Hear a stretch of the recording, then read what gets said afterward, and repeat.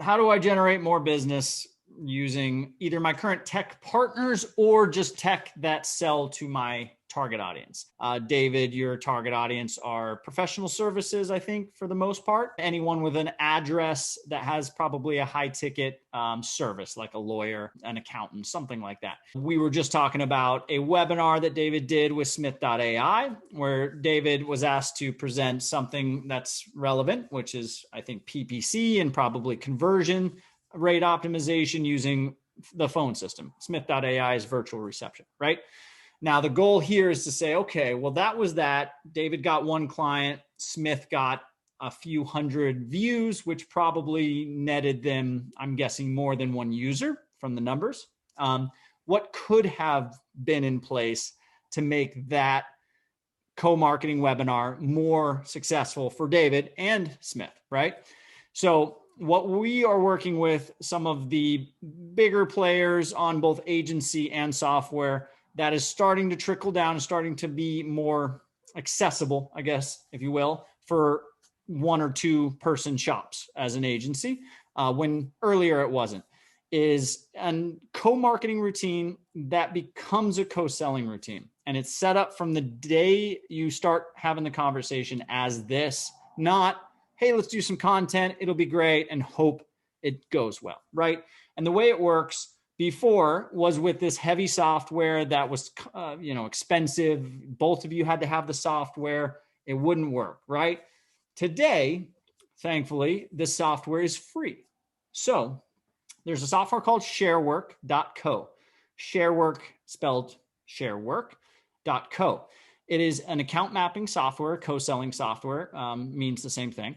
And it allows you from day one to say, hey, here's my audience, meaning leads, prospects, whatever you call them, plus current users, plus former users, and your audience, your clients, your former clients, and your prospective clients. I do not see the names of the clients. I do not even see the company names. All I see is almost like a Venn diagram of, hey, here's who's in David's audience that my sales team is also targeting or are also current users. Now, in the case that they are current users, that's awesome. Meaning 3 of your clients, David, are users of Smith. You maybe didn't know that.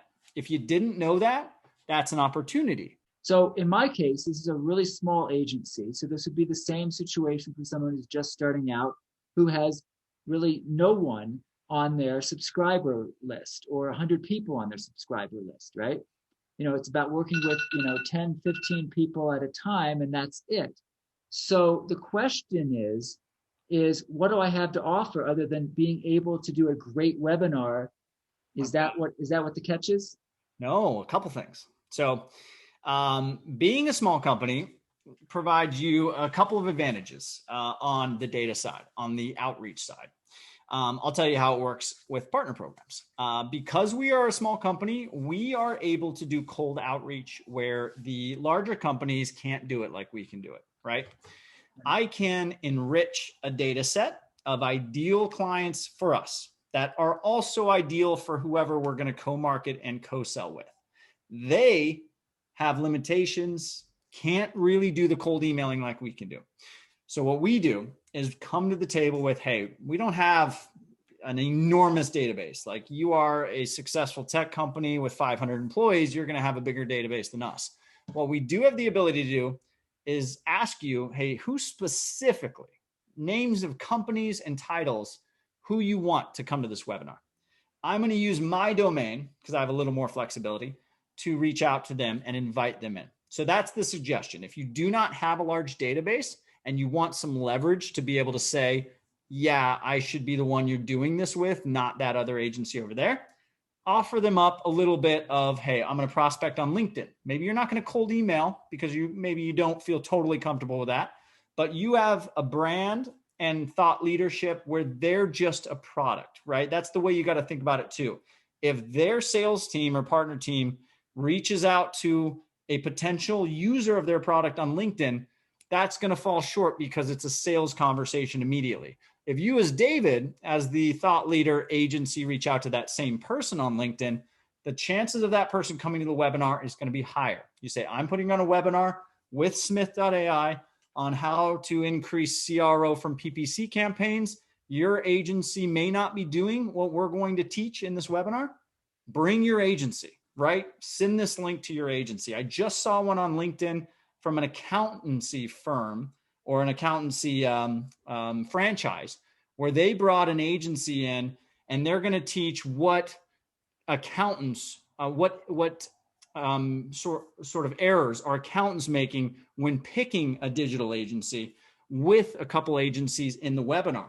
That was a perfect opportunity. So back to the strategy, the conversation between agency and software company has to be from the gate. What are we going to do to make sure that we're putting you in front of a good number of people that you're satisfied with the time and effort, but also you're going to put us in front of a good number of people, and we're going to know who those people are, and we're going to be able to have a post-event strategy for getting those people into my funnel, getting them into your funnel. You can't rely on plainly just, hey, me speaking in a webinar is going to get people to go to WebRageous and fill out a contact form. You can't rely on that. There's not a lot you can do. But in leading up to that webinar, if you're promoting it to this cold audience, you're using their brand as well as yours together to get new people into the funnel. You have your own registration page on your website. I tell my agencies this, and not everyone will do it. Not every co-selling, co-marketing tech partner will do it. But tell them, I want to host the registration page, right? Not on Smith.ai. I want to host it on WebRageous. I want the landing page to be on my site. I did this a couple of times where we put in the effort to organize the webinar. We did co-marketing and some cold email, and we required that we hosted it. So their marketing team is pushing traffic to my site, right? And now we have a system where they're getting the thought leadership, the time from a thought leader, the closeness of bringing you into their partnership equation. You are getting traffic, you are getting exposure, you're getting a hook to be able to reach out to these prospective clients of yours. These are all people that could be clients of yours. And it becomes this full co-market. That's why we say co-marketing. It's not just we're going to host a webinar together. It becomes co-marketing when you have a well thought through, it's going to look like this 2 weeks before and 2 weeks after. And our goal is this, and you're going to bring 500 leads to the table.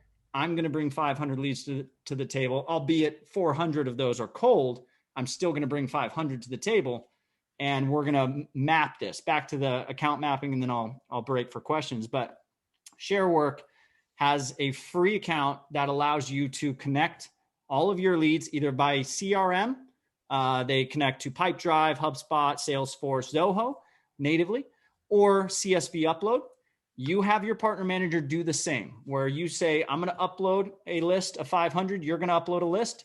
We're going to both share a dashboard, a live link, where we're going to see who from my list went into your bucket, into your pipeline, who from your list went into mine. And that's how you measure who was this better for, right? You got one client. Did Smith get any clients? We don't know. Smith may have gotten 20. Maybe they got 50. Now, if Smith knew that, they knew that bringing David into a webinar gets them 50 users, they're going to invite you back every quarter. And then you get better at presenting yourself, at bringing leads. You guys get more savvy on how you're going to do it. But it starts at the gate where you have to set up the co-marketing endeavor for success, meaning plan full circle. 2 weeks ahead, 2 weeks after, I'm going to host a landing page. I'm the only host of the landing page, or maybe we both have landing pages. We're also going to create a LinkedIn event to get easy registrations off LinkedIn.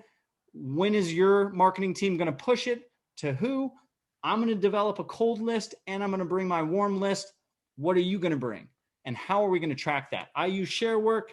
You use Crossbeam, which is the competitor. The only difference really is Crossbeam is a little bit more expensive, and they don't have as much on the free account, but they're better for more mid-market enterprise. So I tell agencies to look to ShareWork. And if your partner manager does not co-sell already, you as the agency have to put that back on them and say, we got to map this before we start to make sure I know it was valuable for me and you know it was valuable for you, right? Now, one of the most valuable things I've got is a lot of contacts on LinkedIn, 2,000, maybe 4,000. Is it ethical for me to go grab all of their email addresses and blast them with information about this, or is that spammy? Ethical is your own judgment. I do cold automations on LinkedIn still, and people get upset sometimes, but I bring in 4 to 10 new agencies into our community off LinkedIn every single day since I started doing this.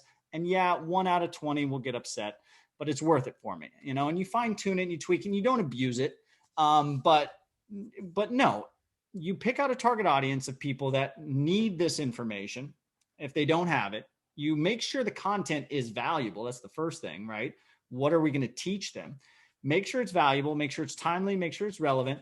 And if you do all that on the marketing side, then them getting a link to register for it is not going to be spam. If it's relevant, if it's speaking to that audience, and get really nuanced and specific. Target real estate realtors in the Midwest. They are going through specific things that realtors in the Southeast are not going through, right? Their PPC is different in these ways. We're going to tell you how, right? And then you bring in your partners, right? So back to the partnership side, the conversation that you have with your partner managers is, hey, I'm doing this really great thing in PPC that most of my clients didn't know before they started working with me. I feel like your target audience overlaps with mine a lot, and your target audience would love to hear this. All we need to check the box on is where does their tool fit in the equation? With Smith.ai, it's easy. Virtual reception, answering the phones. PPC does generate phone calls, right? That's an easy one. So you got to look to tech partners that have that audience that you need to get in front of, that have a tool that works in the workflow, in the funnel, and then you guys get together on a sort of not about us, it's not about us type of content where you say, hey, your target audience is going through this. I know a workaround or a strategy or something.